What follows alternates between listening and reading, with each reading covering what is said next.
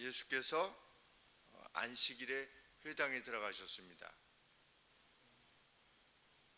그런데 거기 손이 마른 병을 지닌 사람이 있었습니다. 사람들이 예수님을 고소하고자 물었습니다. 안식일에 병을 고치는 것이 옳습니까? 그러니까 예수님께서는 안식일에 그 누구의 양을 꺼내지 않느냐, 그러면서 양보다 더 귀한 사람을 고쳐주는 것이, 그 선한 일을 행하는 것이 옳다 그러셨습니다. 여기서 옳다라고 하는 것은 법적으로 옳다라는 것입니다. lawful하다. 우리가 lawfirm이라고 하지 않습니까? 변호사들이 많이 모여서 이제, 그러니까 한마디로 말하면 그 법의 농장이다. 이제 farm이 농장을 말하는 거니까 law의 법의 농장이다. law firm이라고 그러죠.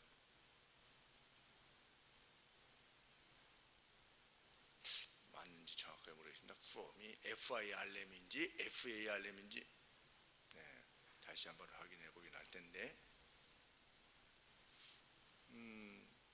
그러니까 구약의 율법에 비추어서 옳다라는 겁니다. 그런데 이 바리새인들은 가르치기를, 이제 안식일에 가축이 빠졌으면 올라올 수 있는 뭘 넣어주는 것까지는 가능한 겁니다. 그리고 다음 날이 될 때까지 기진맥진할까봐 먹을 것을 던져주는 거는 괜찮은데, 왜 구덩이가 이렇게 많았는지는 잘 모르겠지만 여간에 잡아서 꺼내면 안 되는 겁니다. 왜냐하면 그건 노동이 되니까. 참 재미있지요. 뭐 사다리 같은 걸 뭐 이렇게 자기가 올라오는 게 괜찮도록 이렇게 뭐 대주는 건 괜찮은데, 이거 꺼내주는 건 안 되는 겁니다. 그것이 바리새인들이 안식일에 대해서 자기들 나름대로 정한 규정이었습니다. 그런데 오늘 이렇게 보면 사람들이 그랬습니다. 10절에 보시면 사람들이 예수를 고소하려 하여, 그러니까 그냥 단순히 물어본 것이 아니라 예수님을 이제 이 뒤쪽에 보면 죽이려고 하지 않았습니까? 그것처럼 그런 의도를 가지고 물었던 것입니다. 그냥 단순히 물은 게 아니라 이제 덫에 이제 걸리게 해서 어떤 방법을 취하려고. 근데 사람들이 물었죠. 바리새인들이 물은 것이 아니라.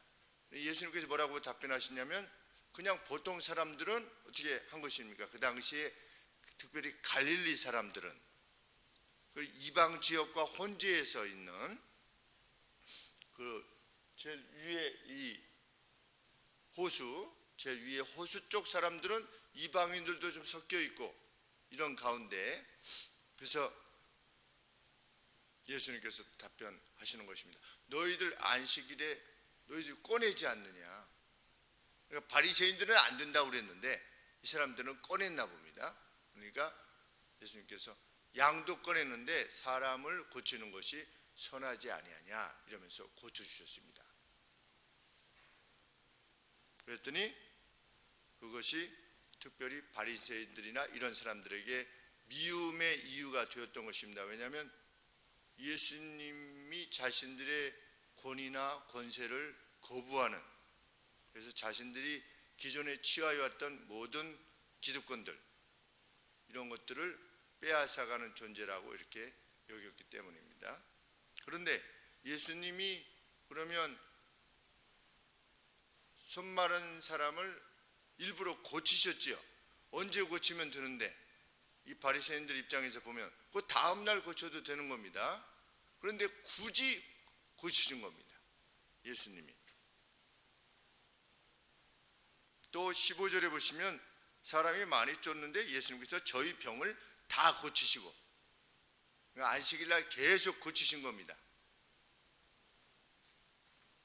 그러니까 자신들의 가르침에 반하여 행동하는 것이라고 생각하고 자신들에게 쏟아져야만 되는 그 주목이 예수님한테 가는 것처럼 보이니까 이제 그들이 예수님을 죽이려 했던 것입니다.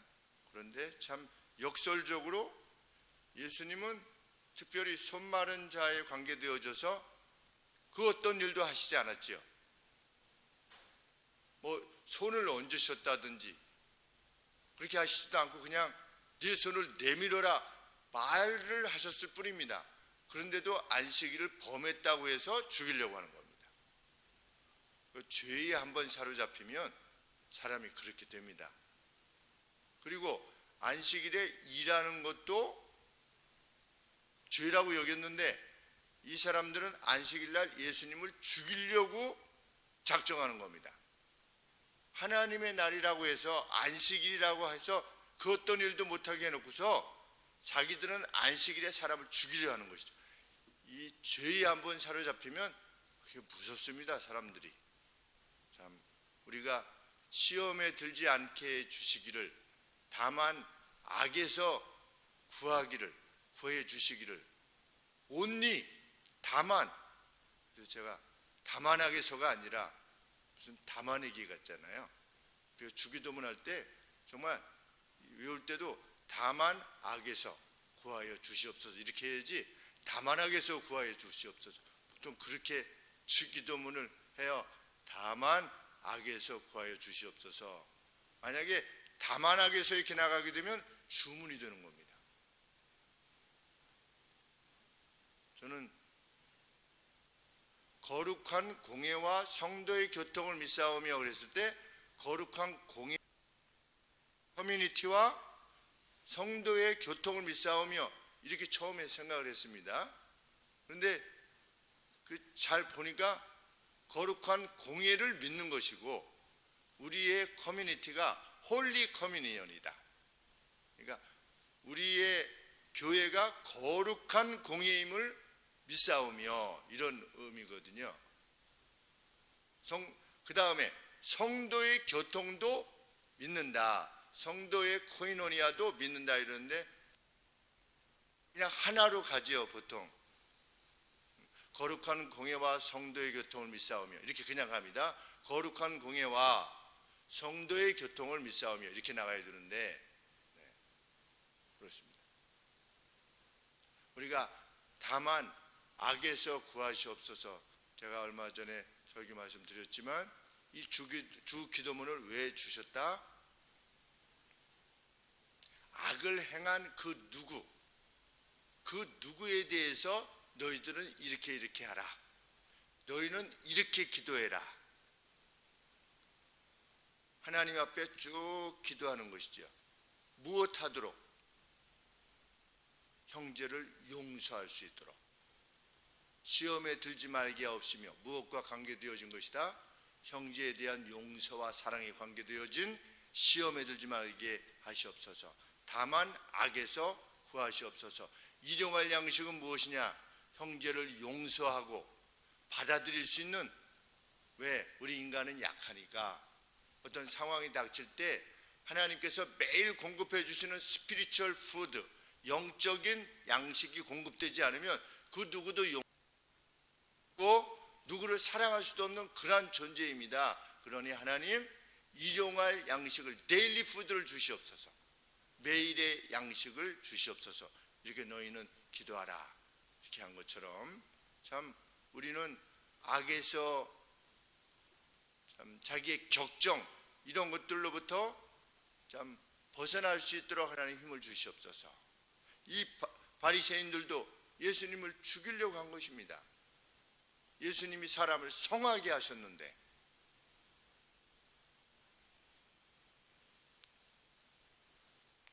그럼에도 주님은 그 일을 행하신 겁니다. 내일 고치면 되는데 그날 안식일에도 계속해서 고쳐나가신 겁니다. 안식일에만 고친 것이 아니라 만나는 모든 이들을 고치신 겁니다. 왜? 불쌍해서. 예수님은 하루 더 연기시킬 수 없는 것입니다. 자기 백성들의 그 불쌍한 처지를, 너는 계속 아파왔으니까 하루만 더 기다려, 내가 내일 고쳐줄게 라고 하실 수 없으리만큼 예수님은 자기 백성을 사랑하신 겁니다. 우리가 그 누구를 돕고자 할 때, 누구의 연약함을 볼 때 조금만 기다리세요, 내가 좀 여유가 있으면 도와줄게요가 아니라 그냥 돕는 것입니다.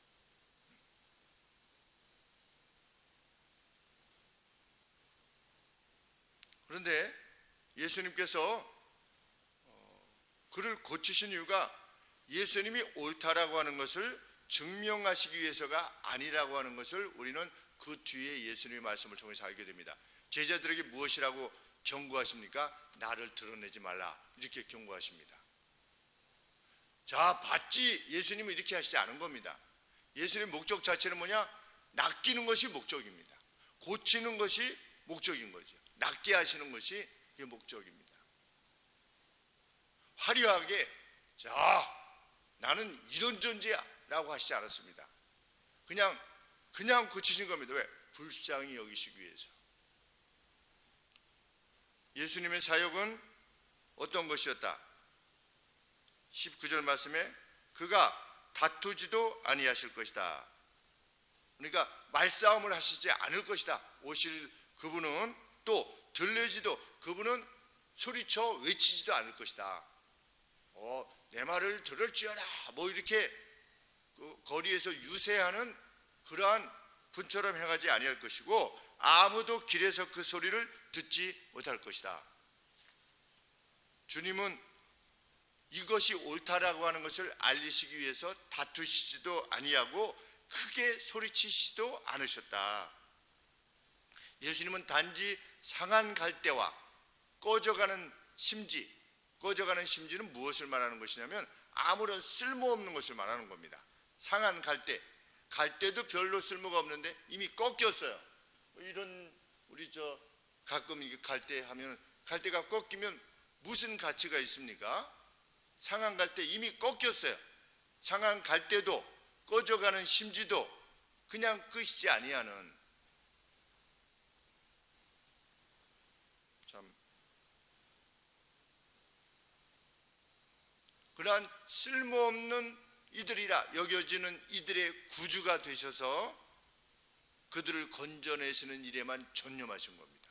오셔서 자, 봤지? 하지 않고 그저 영적으로 죄인이라면 그 죄로부터 벗어나게 하시기 위해서 구주가 되셔서 힘을 다하셨고, 삭개오 누가 병에 걸렸으면 주여 원하시면 저를 낫게 하실 수 있습니다 그랬더니 내가 원하노라 가지고 계속해서 고치시고 영과 육을 고쳐 나가셨지요. 그냥 묵묵히 주님의 일을 그냥 해 나가신 겁니다.